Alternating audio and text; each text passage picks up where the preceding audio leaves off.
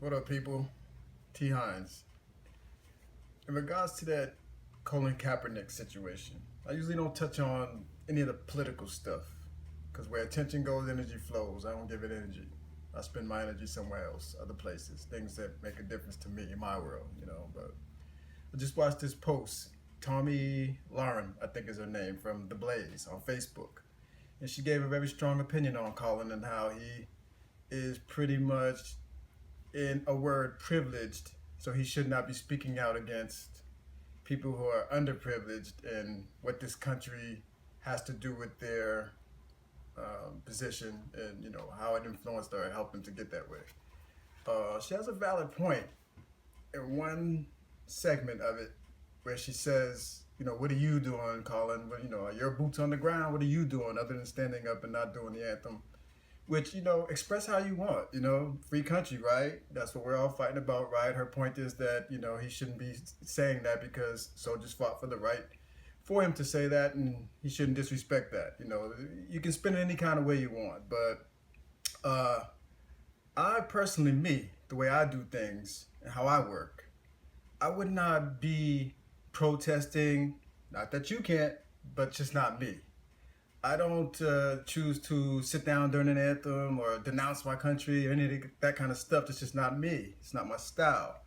But my style is what P. Diddy just did. P. Diddy just opened up a charter school in Harlem with Steve Perry, Dr. Steve Perry. That's powerful. So, that's how I roll. You know what I'm saying? Let them hoot and holler and do what they do over there. I'm going to go around them, set up a school, then two, then three, then four. Roger from Zap. California knows how to party. Remember Roger, rest his soul? When he was alive, him and his brothers bought up a bunch of real estate in, I think, Ohio, where they were from, and gave opportunities to low-income and single mothers, low-income families to own real estate. That's what I would do. Buy up a bunch of houses and get low-income families in there somehow, some way, where they could realize the American dream, too, also, and Steve Harvey, the mentoring boot camp. That's what I would do. Grab some land, get some land, bring a bunch of young boys out there, all that energy, all that raw street energy, get them in some military boot camp training, teach them health and fitness, some adult mentoring. Dr. Steve Perry also was a mentor in that camp, I believe. Things like that. Just keep doing that though. You know what I mean? Set up that, get houses, set up schools. Don't say nothing. Don't even speak out. Just keep doing that over and over and over again, all around. All these dudes with money in the sports and all these entertainers with all the big dough. Shh.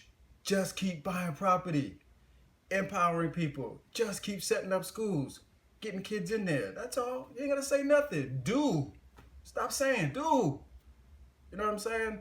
I'm from Boston. We got a young lady by the name of Liz Miranda. You can go to her page on Facebook. She has a organization called Score for More. She does basketball tournaments with all the different inner cities